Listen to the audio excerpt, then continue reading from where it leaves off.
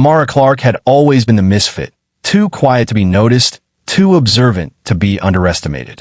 She grew up in the small industrial town of Everford Ridge, a place where smoke filled the sky like a permanent bruise and secrets lived longer than people.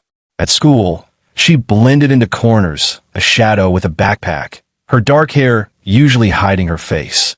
The other students laughed at her thrift store clothes and called her strange eyes, but they didn't know the real reason she watched everything so closely. She could sense emotions like a sixth sense, feel anger like fire against her skin, sadness like a cold breeze, and evil like a blade pressed against her back. She never asked for the ability, it simply existed inside her, growing. When her father left without a goodbye, and her mother drowned herself in alcohol, Amara became invisible in her own home. Except for one room, the attic, where boxes from generations past collected dust.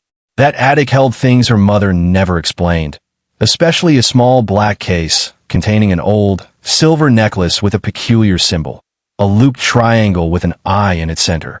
Whenever Amara held it, she felt something ancient stir beneath her skin.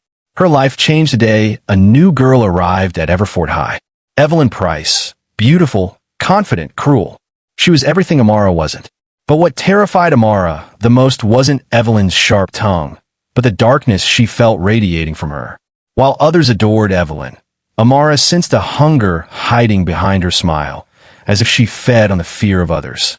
It didn't take long before Evelyn targeted Amara, calling her creep, witch, and mental.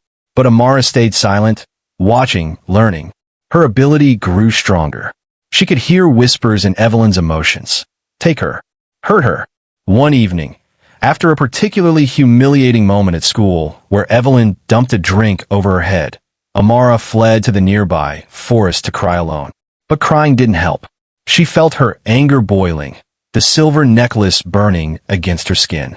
Suddenly, the wind howled through the trees, and she heard footsteps behind her. Evelyn had followed her, with friends.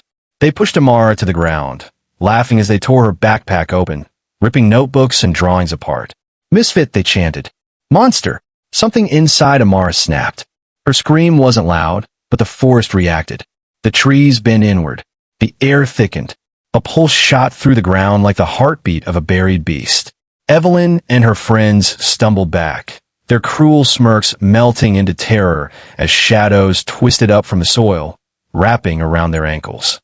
Amara watched, breath shaking, as the shadows dragged Evelyn's gang deep into the woods. Evelyn alone remained, frozen, eyes wide. What are you? She stuttered. Amara didn't have an answer.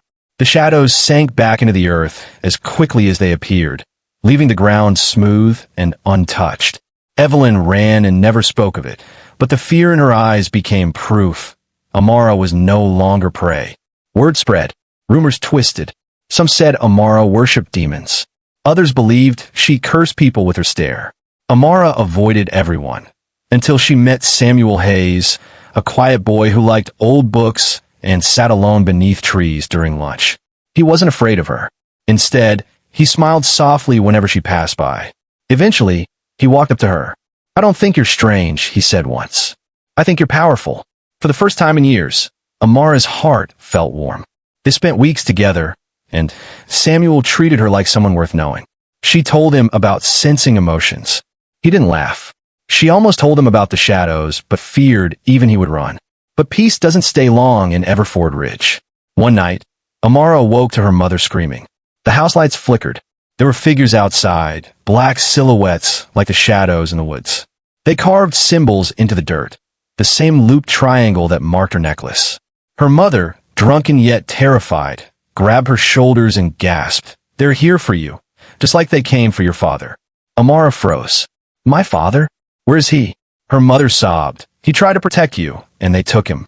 Before Amara could make sense of anything, the front door exploded off its hinges. Cloaked strangers filled the house. Amara instinctively clutched the necklace, and the entire room erupted in darkness. When she opened her eyes, the figures lay twisted on the floor, lifeless. Shadows burned into the walls. Her mother fainted, and Amara ran into the only place she felt a connection, the forest. Her feet stopped before an ancient stone arch hidden in vines. The necklace pulled her toward it with a force she couldn't resist. Whispering voices echoed, "Come home." The arch lit with a dim glow, revealing a forgotten world beneath Everford Ridge. Her father's voice spoke from the dark. "Amara, you've awakened." He appeared, unchanged, as if time never touched him. He explained everything. They were descendants of the Umbrals, guardians of a gateway between the human world and the Shadow Realm. Her power was not a curse, but a heritage. The cloaked figures were from a corrupted Umbral cult that wanted her power to unlock the realm completely, letting horrors spill into Earth. The shadows that protected her were loyal spirits, bound to her bloodline. Amara's father trained her for weeks in that hidden place. She learned to command the shadows, shape them, speak with them. She could sense every emotion in a mile's radius. But the biggest test remained, facing the cult and sealing the gateway forever. Then Evelyn found them. She wasn't alone. The cult had taken Samuel hostage, forcing him to lead them into the forest. A knife pressed to his throat. His fearful eyes met Amara's, pleading. Evelyn wasn't the same girl anymore. Something rotten moved beneath her skin. "You should thank me," Evelyn hissed. "I'm giving you a purpose." The cultists chanted, symbols glowing under their feet. The gateway pulsed wildly behind Amara, the barrier thinning. If they succeeded, the Shadow Realm would flood into the world. Amara stepped forward, rage filling her like a storm. Shadows ripped upward, screaming as they launched at the cult. The battle was chaos. Blades clashing with living darkness, screams mixing with growls of creatures hungry for freedom. Amara fought harder than ever, but Evelyn was fast, too fast, and stabbed Amara in the side with a dagger carved from Shadowbone. Pain surged like lightning. The gateway burst wide open, and monstrous figures began crawling out. Amara collapsed, vision blurring. She saw Samuel struggling, bruised but still alive. She saw the world ending around them. She saw Evelyn's triumphant smile. And then she remembered, misfits don't break. They become what they were meant to be. Amara grabbed the necklace, channeling every ounce of fear, anger, and love she had ever carried. Shadows roared her command, spiraling into a vortex that devoured the cultists one by one. Evelyn screamed as shadows dragged her toward the open gateway, her nails scraping across the ground. "I made you," she shrieked. Amara whispered, "No, you revealed me." She thrust her hand forward.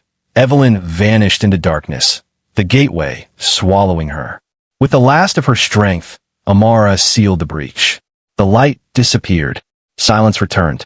The forest was still. Samuel crawled to her side, holding her bleeding body.